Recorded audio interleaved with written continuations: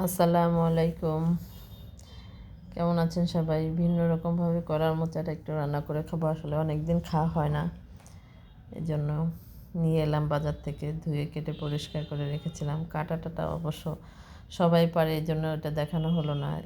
এরপর আমি গরম তেলে এলাচ, দারচিনি, পেঁয়াজ আর তেজপাতা দিয়ে কিছুক্ষণ নেড়ে চেড়ে পেঁয়াজটা একটু নরম হলে এর ভিতর লবণ, হলুদ, শুকনো মরিচের গুঁড়ি, আদা, রসুন, পেঁয়াজের পেস্ট দিয়ে কিছুক্ষণ নেড়ে চেড়ে সামান্য একটু পানি দিয়ে দিব।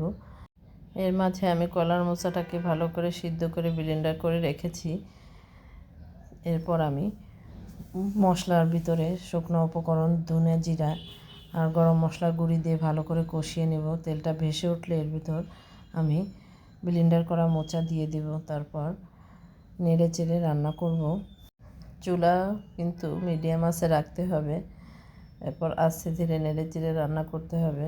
তো তেলের পরিমাণ একটু বেশি দিতে হবে। পানিটা শুকিয়ে গেলে হয়ে যাবে রান্না। এই তো হয়ে গেল আমার রেসিপি। কেমন হয়েছে ভালো লাগলে লাইক, কমেন্ট, শেয়ার করে পাশে থাকবেন। আল্লাহ হাফেজ।